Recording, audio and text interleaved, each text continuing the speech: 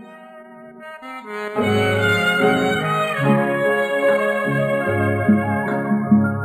ាងកំពុងហាវរៀងរាវខ្មែរមននាងពេទ្យគូកនដើរជួយអ្នកក្រឹកក្រោយពេលសង្គ្រាមខ្មែរយើងបានសុខបានផុតពីទុក្ខខ្មាំងគៀជីជោបងបានឃើញត្រីឡើងពីកំពុងត្រអែមត្រឹសទ្រង់ដើរពេលកាយនស្រុក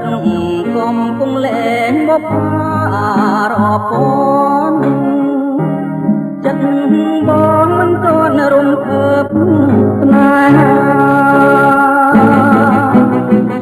អូនស្គាល់កវីហ៊ានស្ដីចំមុខឲ្យបងពើតយកបេះដូងរងថ្លាចំអន់សាច់លេងបានតែវិចា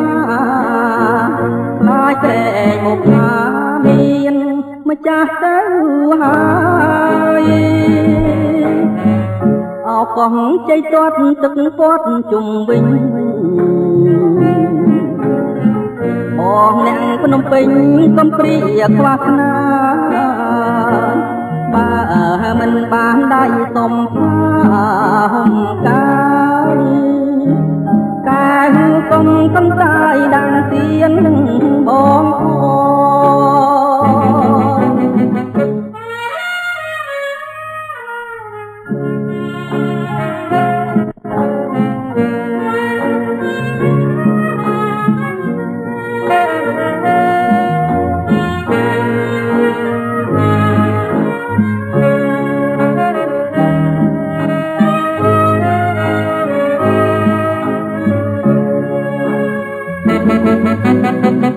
អូនស្គាល់កវីហ៊ានស្ដីចំមុខ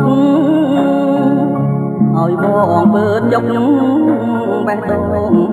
រងថាចំអន់សាច់លេងបានតែវិចាខ្លាចក្រែងបុកថាមានម្ចាស់ទៅហើយ